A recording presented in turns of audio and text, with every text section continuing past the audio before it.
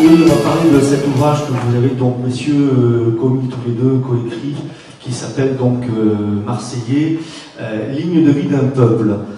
Moi déjà, je vais juste rappeler que peut-être que c'est logique que Patrick Coulon et François Thomazeau en arrivent à écrire cet ouvrage, puisque Patrick, toi, tu avais déjà pas mal fait de choses sur Marseille, mais des petites touches personnelles, voilà, on l'appelle Marseille.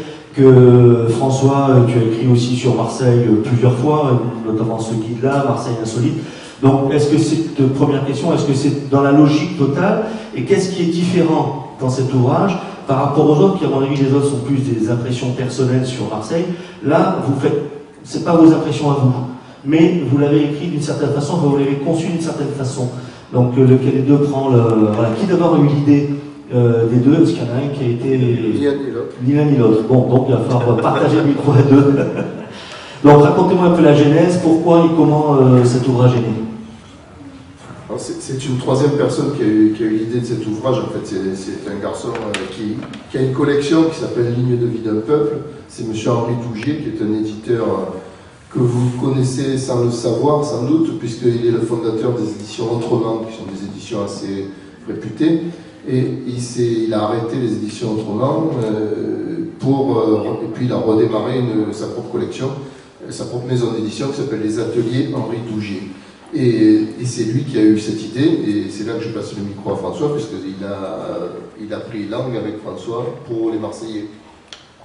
Oui, on avait des amis communs, et puis il avait envie, donc comme on l'a vu tout à l'heure, tu l'as présenté, sa collection Ligne de vie d'un peuple compte déjà une quarantaine de titres, les Bretons, les Finlandais, les Thaïlandais, les Cambodgiens, enfin je pense qu'il en fera comme ça 300, je ne sais pas combien il y a de peuples sur la planète, mais déjà aux Nations Unies 250.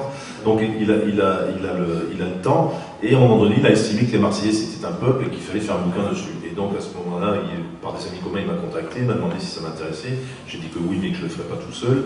J'en ai parlé à Patrick, et de là il a fallu qu'on trouve un petit motif pour lancer le bouquin, parce qu'on a vu un peu ce que les autres avaient fait auparavant. C'est beaucoup des bouquins d'interviews et de portraits de gens qui font la ville. Et on s'est dit, on va faire ça aussi, mais pour donner à ce bouquin une coloration marseillaise, on va utiliser un tarot de Marseille, parce que dans le tarot de Marseille, vous avez 22 arcanes, donc c'est les atouts, les cartes principales, qui correspondent à chaque fois à un type de personnalité. Et on a essayé donc d'attribuer une arcane, ou un arcane d'ailleurs, du tarot à 22 personnalités marseillaises. C'est vous qui les avez attribués, vous n'avez pas demandé aux auteurs que vous avez contactés de choisir? Non, on avait d'abord une shortlist d'une centaine de personnes. On a essayé de voir comment, pour chaque carte, on pouvait attribuer à tel ou tel. Et on a essayé, c'était un jeu assez complexe, un puzzle assez complexe, parce qu'il fallait à la fois coller aux cartes du tarot, essayer de respecter la parité de genre, de milieu social, de milieu culturel ou autre, de champ d'activité. Il fallait faire un panel qui soit aussi représentatif que possible, en sachant forcément que c'était impossible avec 22 personnes seulement. On a un bon exemple tout de suite, c'est que je crois que Henri-Frédéric Blanc qui est là, vous avez choisi comme arcane l'ermite. Mais sur Henri-Frédéric, on n'a pas du tout hésité. C'est-à-dire que dès qu'on a vu que la carte l'ermite, et bon, on s'est dit que ça correspondait tellement bien à Henri-Frédéric que pour nous c'était une évidence. Ça correspondait, mais ça ne correspond plus parce qu'il est là, il vient parmi nous, c'est plus du tout un ermite. Tu viendras dire 2 ou 3 mots après quand même.